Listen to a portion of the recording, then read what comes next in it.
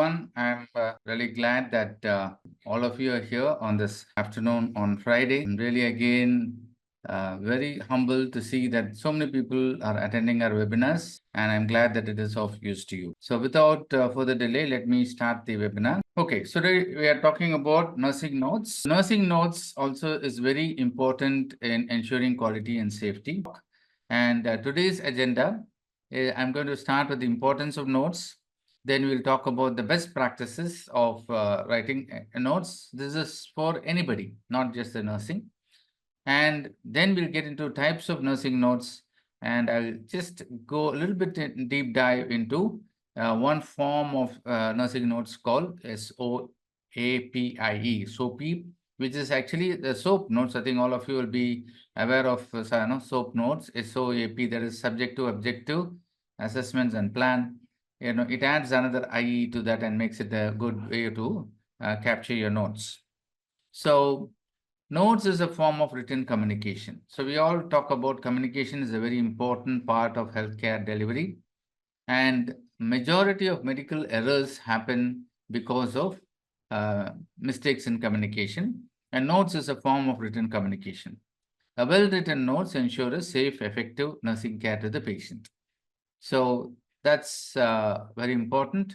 And the uses of nursing notes can be summarized in 4 C's. One, the notes allows you to put your mind into gear. So as you're writing the notes, you do the clinical reasoning also. It helps you to assess, diagnose, and treat patients based on the information provided in the notes. And this next C is concise. As long as the notes are short and up to the point, it summarizes the patient's condition and what was done to the patient. So it gives a snapshot of what happened to the patient. The third C is comprehension. It helps the team members to quickly understand the written documentation. And the final C, as I told you, is the codes. Helps in clarifying when your care is being questioned in the codes. So these are the major uses of any notes or nursing notes in particular. So before we get into the actual note taking, I think what is the purpose of documentation? So irrespective of what method we use and which type of document we write the notes, there are certain fundamental principles or purposes for which the notes are written. And these are 4 things. From the notes, you should be able to understand these 4 things. One is what care was provided. The second is to whom it was provided and who provided the care. Who was the person actually doing the care and when was it provided? The time is very, very important because the patient stays from admission to discharge, and it is the time, temporal events which are very, very important. So what care was provided, to whom, which patient it was provided, who did the care, and when was it provided. All these 4, any notes you're taking, even if a brief note you're writing, make sure that these 4 things are in your notes. What care, to whom it was done, who provided the care, and when was it provided. So any notes also should have these essential elements. So one is the date and time. The second is what is the intervention or observation you found, and the signature, and then your name and designation when you write the notes. So these 4 are mandatory. You cannot, if you don't do any one of these, then the notes is incomplete. So medical legal implications of note taking, as I said, documentation is the best defense in a legal proceeding. Any judge, if you talk to, will say, if something is not documented, it means it is not done. You could say that I did it, stand on one hand and or one leg and say, I did it, but the court will not accept it. So unless it is documented, it means it is not done. So very, very important to document whatever is happening to the patient inside the hospital. And as I also mentioned previously, that it takes several years for the court proceedings to happen, and the doctor, when it goes to the court, may not remember or recall the care given unless it is documented. So it'll all be very vague. So as I told you, it was more than 3 years for me when actually this consumer protection course was slapped on me.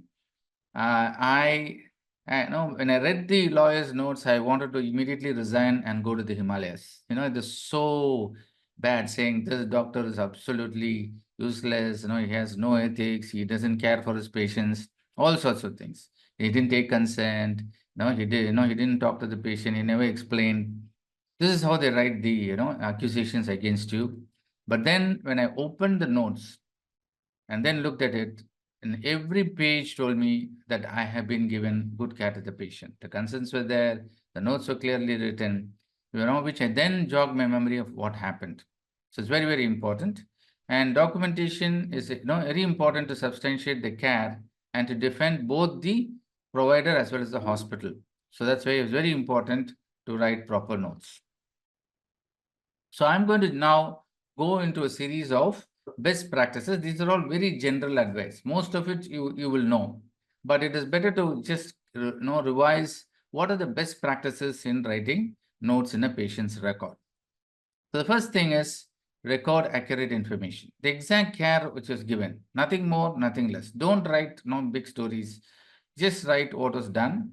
And in an emergency situation, especially CPR, there may be a scribe who's writing it, because now people are doing the care. They only have to write the notes after the event. Sometimes so many things happen. It is very difficult to record all of those. So especially when you don't have a scribe, then the accurate information is not there in such situations. So very important to write whatever happened accurately, and don't record your assumptions or what may have been done. So you cannot assume things and write it down. The next is to provide complete information. So there should be, it's a balance.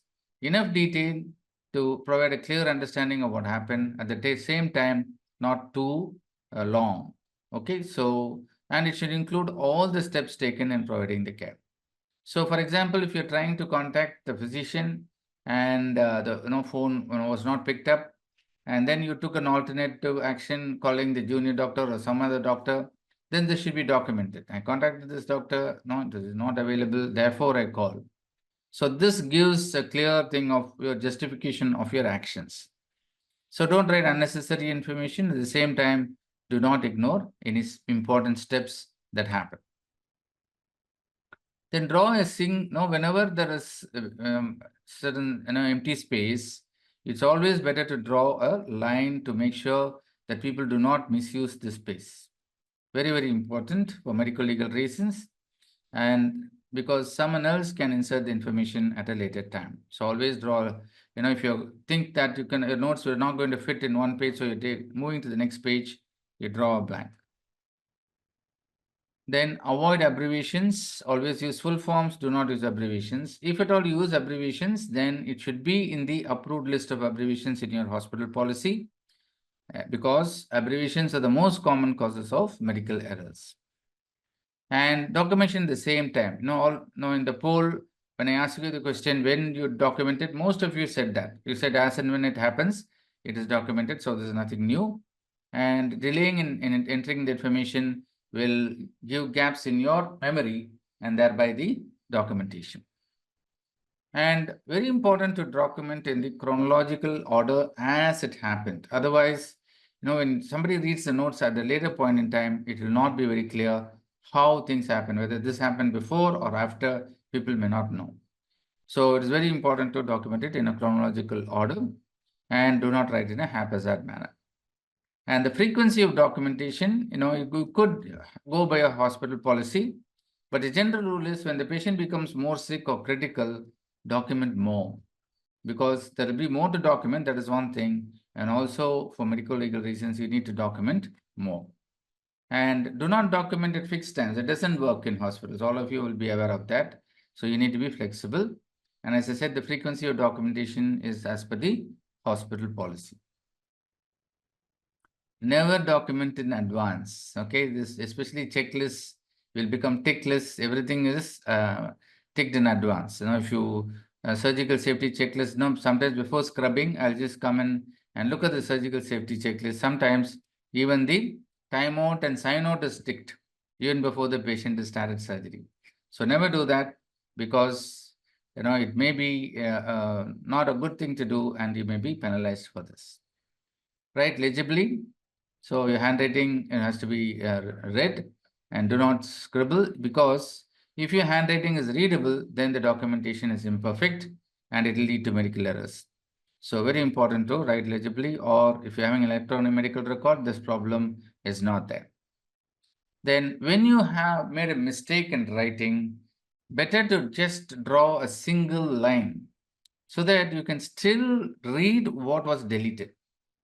So don't use white ink or something to cover things up, because then that arouses suspicion. They're trying to hide something or things like that. So just strike it out as a single line, and as I said, don't use eraser or white ink. Personal notes, sometimes now you want to think what is happening, and then we may start writing these things. But as you say, this is a medical legal document, and suppose it goes to the court, then you will have to explain it. So better to have a small notebook and write your personal notes, and write only patient related information in the notes. And finally, patient confidentiality is very important. Remember that particular patient record belongs actually to the patient. You are keeping it in good faith in the hospital. And the hospital is legally responsible to ensure the safety and confidentiality. And whenever the patient asks for it, you have to give it. And all healthcare workers should be trained to uphold this confidentiality. Okay, you should never disclose the patient's information to a third party without the patient's approval, even if it happens to be the patient's spouse.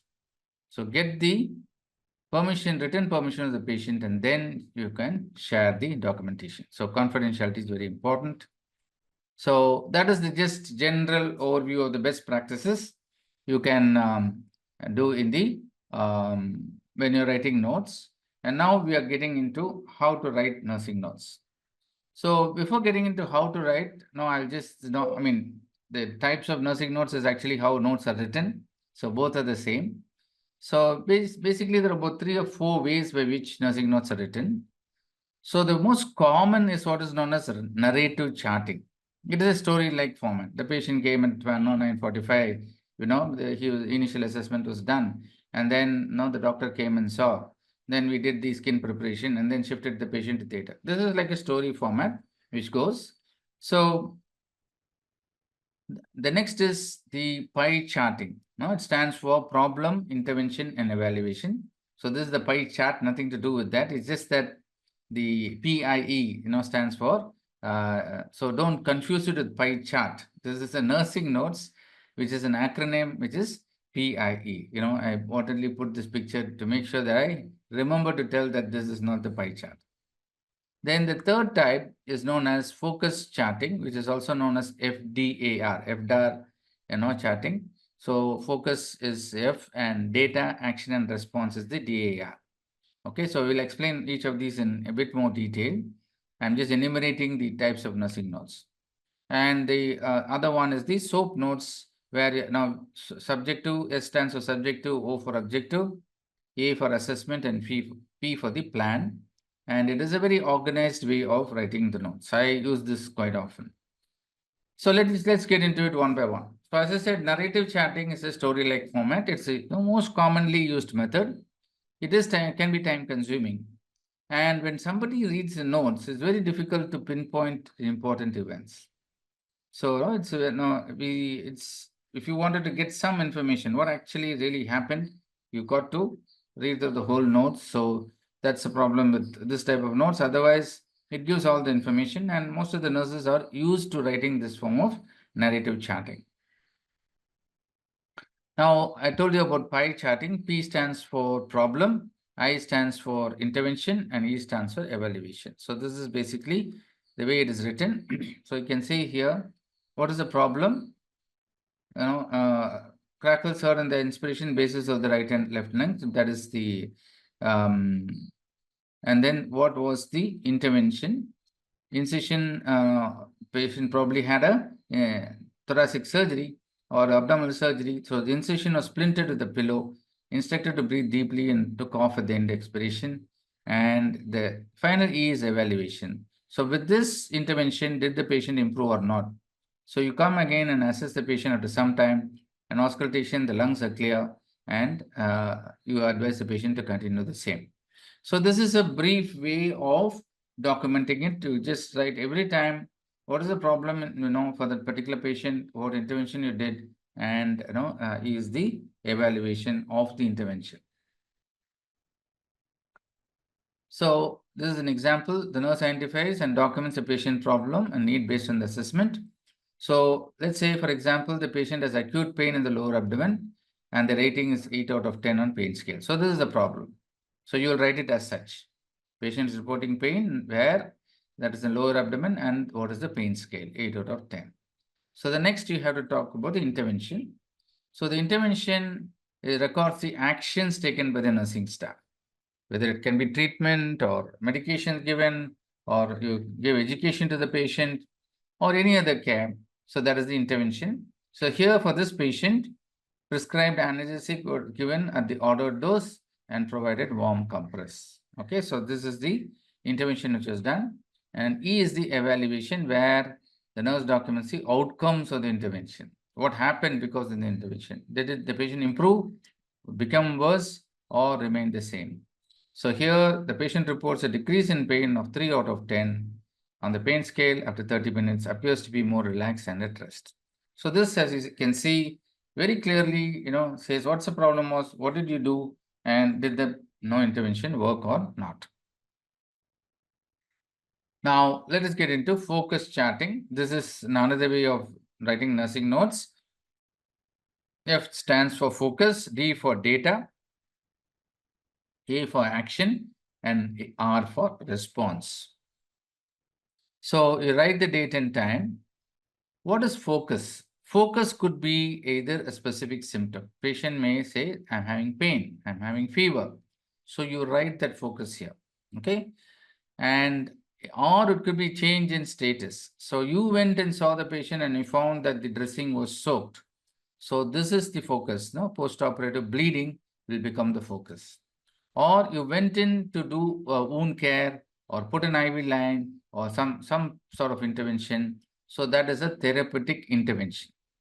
Or just patient rang the bell and said, I'm very scared now because I'm having surgery this afternoon. So all he did was counseling, but this is a psychosocial need. So the focus could be any of this. It could be a symptom which the patient said, or it could be something which you detected, either in the pulse or input, output, or whatever. The third is a therapeutic intervention in a procedure which you did. And the fourth is the any psychosocial or anything which required counseling to the patient. It could be even, the patient asking what is the cost of surgery. So that also becomes a focus. So once you write the focus, then this nursing notes is very good because everybody understands what is that you're writing about. Now, if you write fever, if you write pain, then you know, okay, this is the problem. So what happened? So data includes the patient current issues or status. And action records the nurses, what the nurses did because of the data. And responses, it details a person's reaction or the patient's reaction to that particular intervention or nursing action that was written in action. So it's a very nice way of writing the notes. It's very clear. So we'll take up one example where I'm not writing the date and time. So I assume the date and time is written. Then the focus is fever. So what is the data? Patient has fever of, the temperature is the data here. 101 and also appears flushed and complaints of chills. Whatever you observed becomes the data. Complaints and the thing. Then the action is administered antipyretic medication, applied cool compress to the forehead, provided additional blankets because the patient had chills. So this was the action prompted by the data.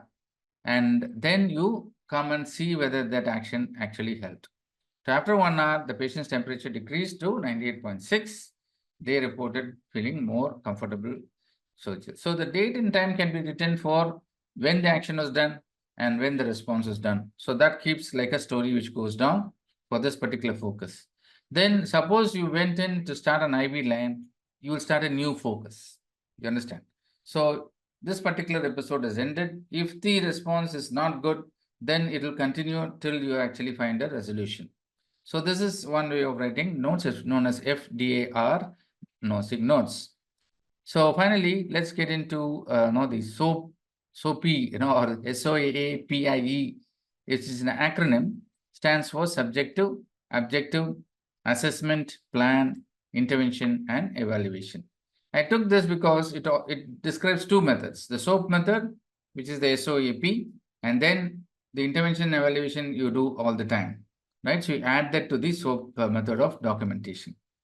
So in this SOAP method, S stands for subjective. So what is subjective?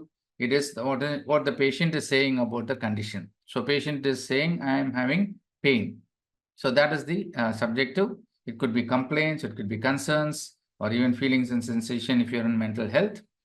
And example, the patient is feeling anxious about surgery. So it's nothing really complaint. He's saying, I'm just feeling anxious. And subjective data can not usually be measured. You cannot actually put a value like vitals or anything. Okay. So you have to write as the patient told you. So that's very, very important. Now, the next is objective. These are values which are observable, quantifiable, and measurable. And it should be relevant to what you write written in S. Okay. So sometimes it cannot be quantifiable also. So here the patient saying anxiety, you cannot actually measure anxiety, right? So you just do the vitals and say how, no, if there's any change. So pain score could be taken or investigation results could be written. So here in this example, you have only found the respiratory rate to be slightly higher probably because anxiety, everything else is normal.